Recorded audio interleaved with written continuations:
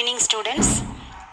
In previous class, we have discussed about India's land and water border, India and the world, India as subcontinent. Why is India called as the subcontinent? Location and extent of India, IST, Indian Standard Time. Then we learned what are the major physiographical division of India. India is divided into 5 physiographical divisions. They are the northern mountain, the northern plains, the peninsular plateau, the coastal plain, and the island. Already we discussed the northern mountain, the northern plains. Now I will continue with peninsular plateau.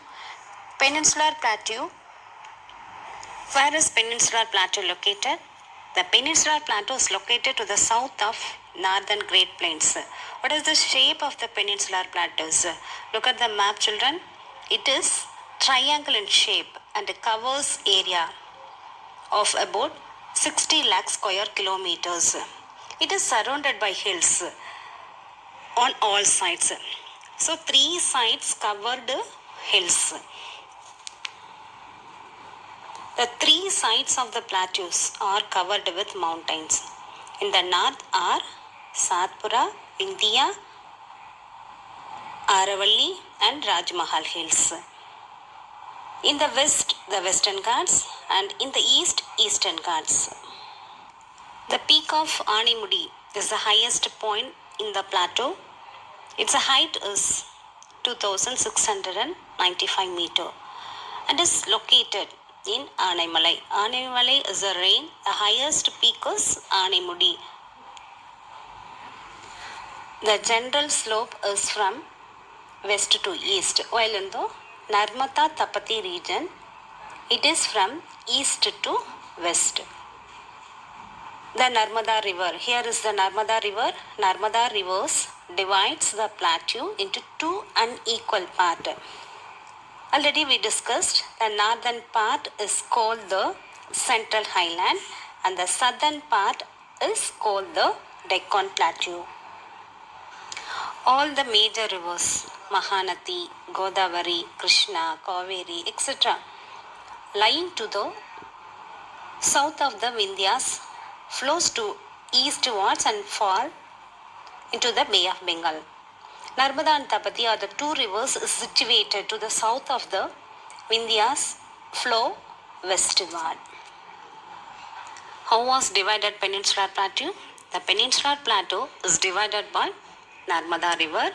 The northern part is called as the Central Highland and southern part is called as the Deccan Plateau. Now, let's see Central Highland. The Central Highland extends between the river Narmada and the northern Great Plains. The plateaus, the Peninsular Plateau has a number of small plateaus within. In the north is the Malwa Plateau, in south is the Deccan Plateau. The Malwa Plateau. The Malwa Plateau is in the form of small triangle shape. So this also, plateaus triangle shape. In the northwest of it are the Aravalli Hills. Here is the Aravalli range. At one time, the Aravalli Hills were loftier than the Himalayas, but primarily due to erosion, they have now become hills of 500 meters only. The highest peak on the Aravalli range is Guru Shikar. Guru Shikar or Mount Abu. The height of this peak is 1,722 meters. The western part of the Central Highland is also called as the Malwa Plateau. It lies to the southeast of the Aravalli and to the north of Vindhya range. The eastern part of Central Highland is known as Malwa Plateau. The eastern part of Central Highland, which lies in northeastern part of Indian Plateau, is known as Chota Nagpur Plateau. Chota Nagpur Plateau is rich in minerals. So most of the iron and steel industries are located in the Chota Nagpur Plateau. Chota Nagpur Plateaus covers much of the states of Jharkhand and a part of Orissa, West Bengal, Bihar and Chhattisgarh. And southern part of the peninsular plateau is called as the Deccan Plateau. Deccan Plateau. What is the shape of the Deccan Plateau? Deccan Plateau is large triangle in shape.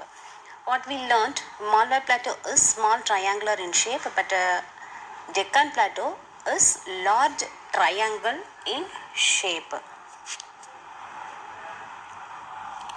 Deccan Plateau is a large triangle plateau south of the Narmada Valley. At the border part of the triangle or the Vindhya mountain, and at the apex of the plateau is Kanyakumari. This plateau, three sides covered mountains, covered with mountains. In the north are the Satpura. Here is the Satpura range. The west, Western Ghats. Here is the Western Ghats, and in the east, Eastern Ghats. This plateau slopes towards the east. Hence, the important rivers of the Deccan run east and join the Bay of Bengal. In the northeast of the plateau is Chota Nagpur Plateaus.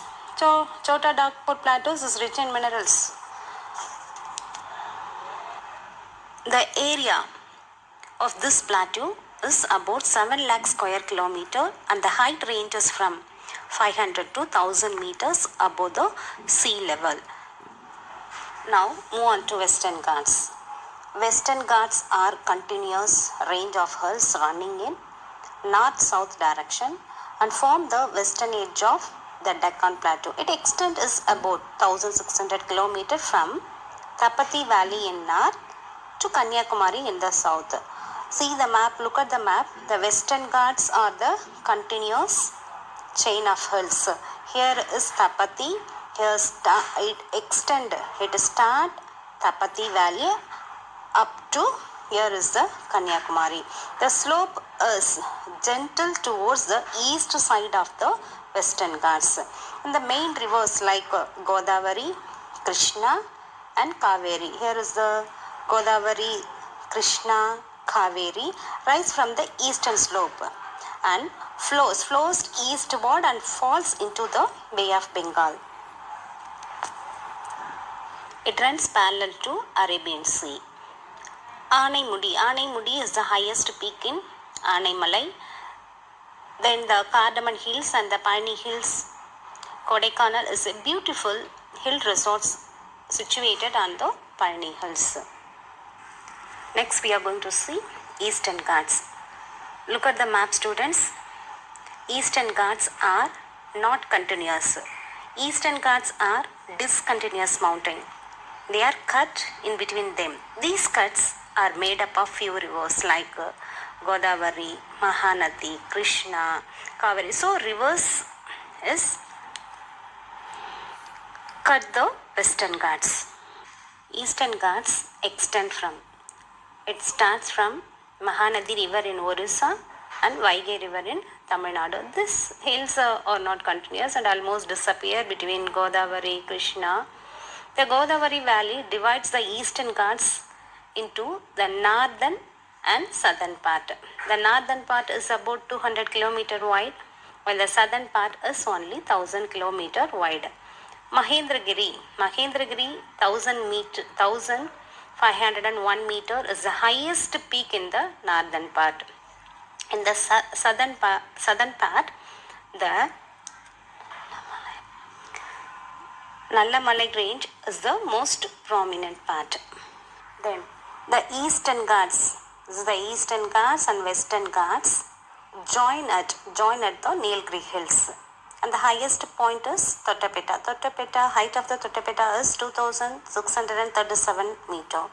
Udagamandalam hill stations lies at the foothills of Tottapeta in Nilgiris. The next important physical division of India is coastal plains. Coastal plains are again on both the sides. We have two coastal plains. One is Western coastal plain, then another one is Eastern coastal plain. The area between the Western Ghats and the Arabian Sea is called the Western coastal plain.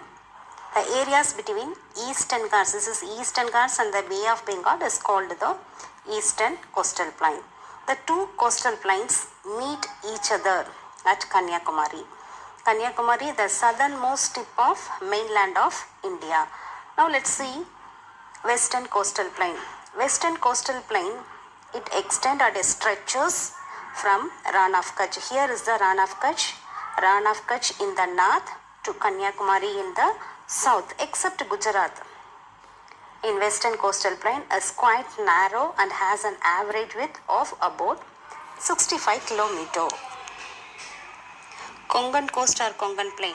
The Konkan Plains lying towards south of Gujarat extend up to Goa for a distance of about 500 kilometers. Its width is about 50 to 80 kilometers. It has features of marine erosions like Gulf, Reef and Island in the south of Mumbai.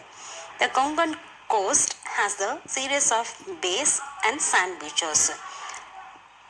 The northern part of Konkan is sandy. The next one is, here is the Karnataka coast. The Karnataka coast extends Goa to Mangalore. It has an average width of about 30 to 50 kilometers. At some places it descends sharply along steep slopes and makes waterfalls. Then Malabar coast. Malabar people means Kerala people is called as the Malabar people. The Malabar plains lies between Mangalore and Kanyakumari. The main characteristic of Malabar coast or Malabar coastal plains are the extensive of lakes, lagoons, backwaters, locally called as Kayals. Vembanadu is the largest lake in Kerala. Most of the backwaters are parallel to the coastline. The lagoons and backwaters are linked by canals to provide easy navigation with the help of small country boat. Eastern Coastal Plain. Eastern Coastal Plains lies between the Eastern Ghats and the Bay of Bengal. The Eastern Coastal Plain is more extensive and wider than the Western Coastal Plain. A major part of this plain is formed by alluvial deposit. How was alluvial soil formed? Alluvial soil was formed by the rivers. Alluvial deposit brought by the river Mahanati, Godavari, Krishna and Kaveri. The average width is about 120 kilometers and it reaches up to 200 kilometers in the delta region. The region has a straight shoreline with well-defined beaches of sand such as Marina Beach. Marina Beach in Chennai is the second largest beach in the world. The next is the coastal plain.